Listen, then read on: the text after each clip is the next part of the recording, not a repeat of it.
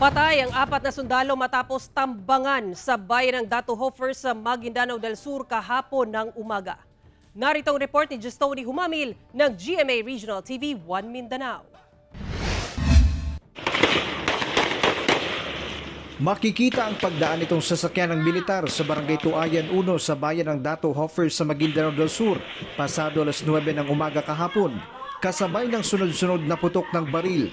Kaya't nagulantang na lang ang ilang residente at ang iba napaupo na lang dahil sa takot. Ayon sa 601st Infantry Brigade, nakaengkwentro ng kanilang mga sundalo ang mga pinaniniwalaang miyembro ng Dawla Islamiyah Group. Galing daw sa bayan ng mga sundalo matapos bumili ng mga gamit para sa kanilang patrol base.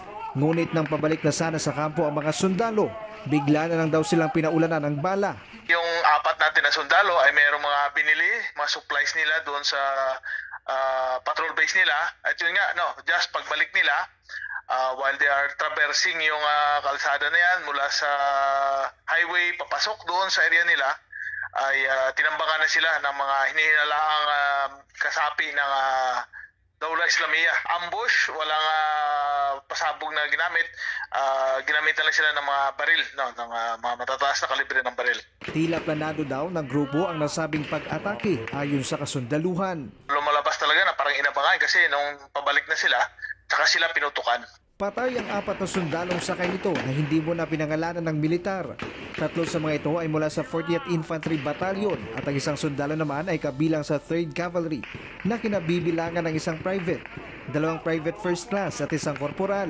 Pinaniniwalaan ng militar na isa itong retaliatory attack ng teroristang grupo kasunod ng mga isinagawang operasyon ng kasundaluhan laban sa kanila.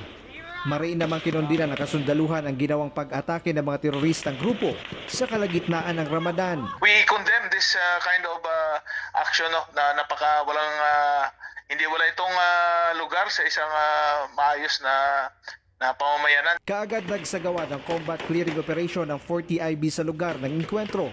Siniguro naman ng otoridad ang kaligtasan ng mga residente sa nasabing lugar. Mula sa GMA Regional TV 1 Mindanao, Tony Humamil, nagbabalita para sa GMA Integrated News.